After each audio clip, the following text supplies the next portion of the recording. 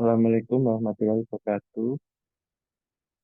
Di sini saya Fatul Ibrahim Amin dari Universitas 17 Agustus 1945 Surabaya akan mempresentasikan tentang teori retorika. Teori retorika merujuk pada studi tentang seni dan keahlian persuasi atau seni berbicara dan menulis dengan tujuan mempengaruhi, meyakinkan, atau memotivasi pendengar atau pembaca. Retorika telah menjadi subjek studi sejak zaman kuno. Pada para ahli retorika telah mengembangkan berbagai teori dan konsep untuk memahami dan menganalisis proses persuasi.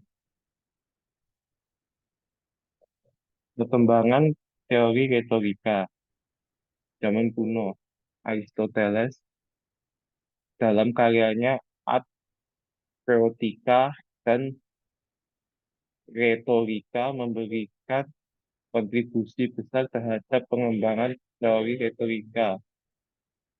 Ia membedakan tiga elemen retorika secara, secara utuh,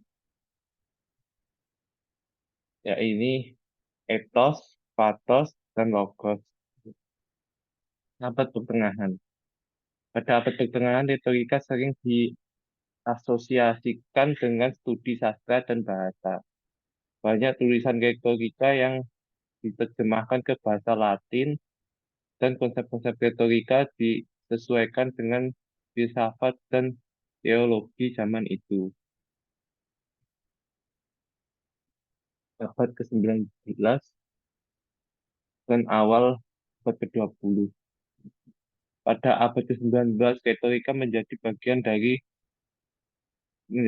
dari kurikulum pendidikan tinggi di Eropa dan Amerika Serikat. Namun, dengan munculnya metode ilmiah, fokus pada retorika berkurang. Hanya pada awal abad ke-20, dengan karya-karya seperti The New Rhetoric 1958 oleh Clem Bergman dan Lucy Ochs Peidekan, retorika mendapat perhatian kembali.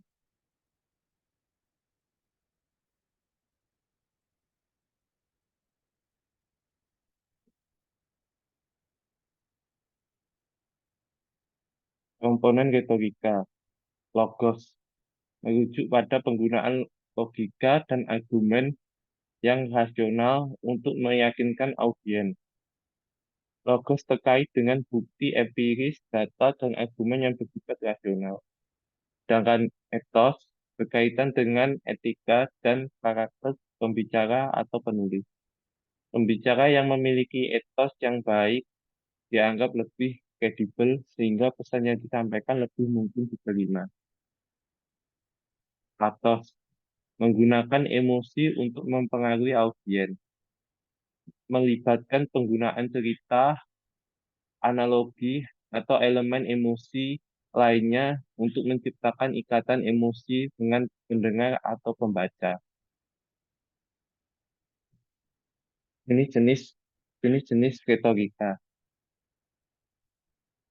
Deliberatif, yaitu retorika yang digunakan untuk mempengaruhi keputusan di masa depan. Contoh pidato politik yang didiskusikan kebijakan baru, debat parlemen tentang undang-undang, atau kampanye pemilihan. Yudisial, yaitu retorika yang digunakan untuk mengevaluasi perbuatan di masa lalu. Contoh sidang pengadilan yang membahas kasus kriminal atau perdata, pidato pidato pembelaan atau penuntutan dalam sidang pengadilan.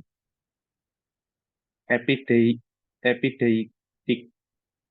retorika yang digunakan untuk menceritakan atau memuji. Contoh pidato perayaan atau pujian, seperti pidato penghargaan, ucapan pernikahan, atau pidato peringatan.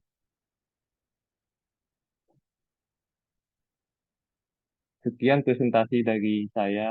Apabila ada kurang lebihnya, mohon maaf. Assalamualaikum warahmatullahi wabarakatuh.